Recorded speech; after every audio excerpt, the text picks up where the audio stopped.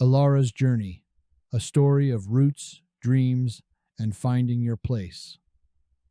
The wind swept across the golden wheat fields like a storyteller, whispering secrets only the land could understand.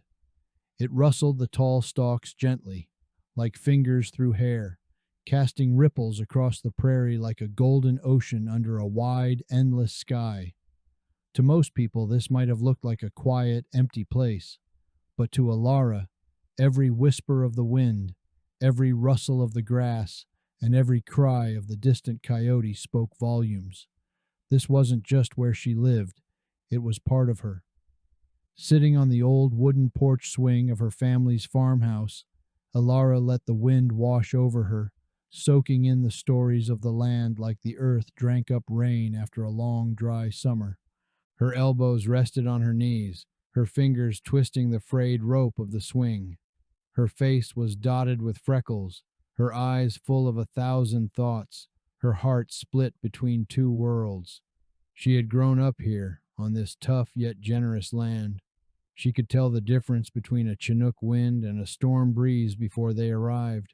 She could hear the lonesome cry of a coyote echoing through the night and know just how far away it was. She could look up at the sky and read the messages the hawks wrote with their wings like ancient scribes. From behind her, the screen door creaked open.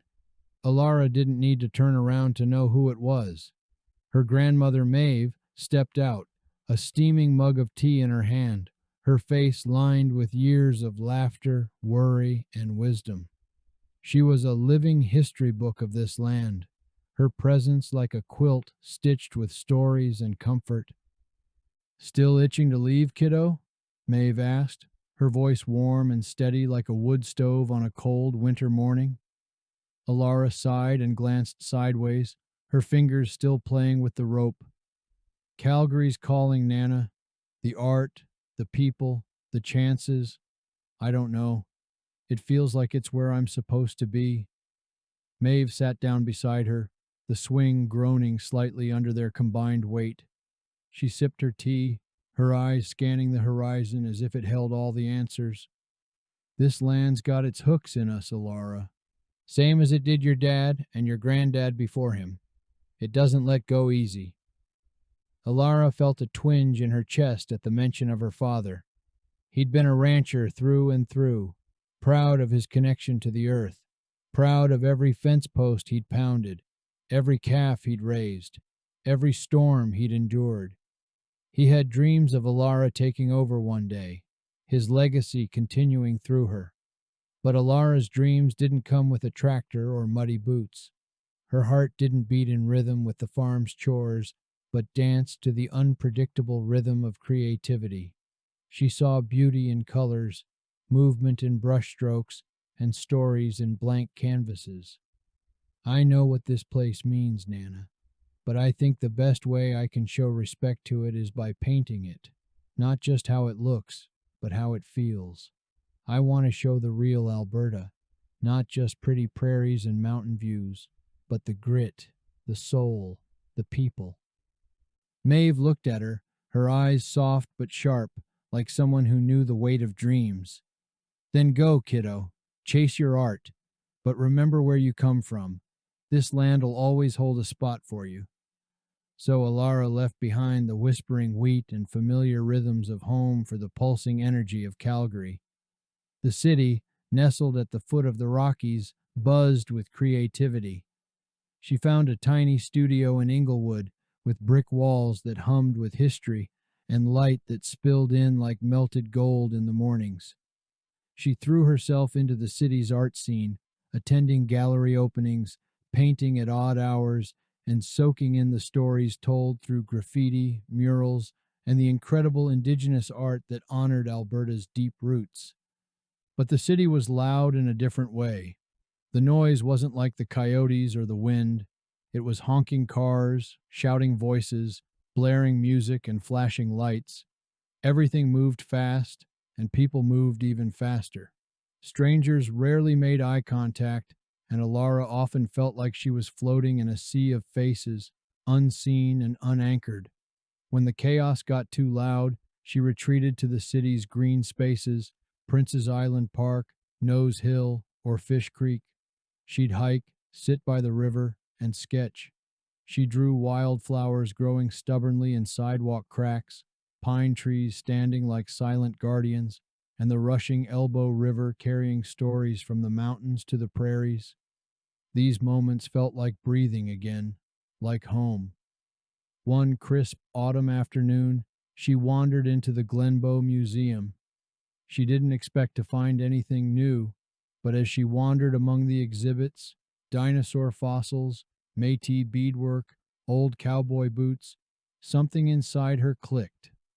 These were more than artifacts.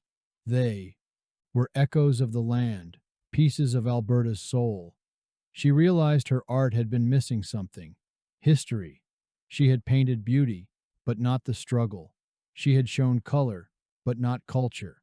She had captured places, but not people. From that day, her paintings changed.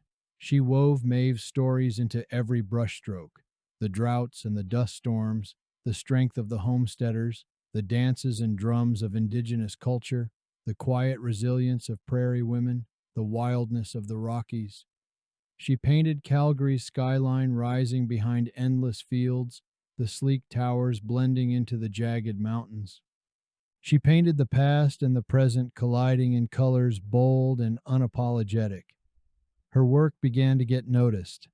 Galleries reached out, collectors took interest. People stood in front of her canvases, teary-eyed, recognizing something they couldn't quite name but deeply felt. It wasn't just art, it was Alberta, not the tourist version, but the real one. Tough, raw, hopeful, enduring. Years later, Elara returned to the farmhouse, her success tucked in her pocket like a letter from a faraway friend. She walked through the wheat again, let the wind tell her its stories, and listened with new ears. She sat on the old swing with Maeve, now older, her hair silver, her smile still strong. The sky was painted in wild streaks of orange, pink, and purple, like one of Elara's canvases come to life. She looked out across the prairie, her heart both full and still reaching. "I get it now, Nana," she said softly. "This place, it's not just where I come from, it's part of me."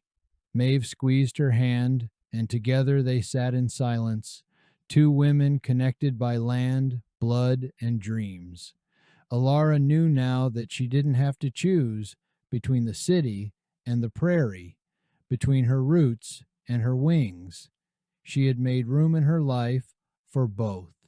She had told Alberta's story in her own way, and in doing so, she had finally found her place, not just in a gallery, not just on a map, but in the very heart of the province that had always claimed her as its own.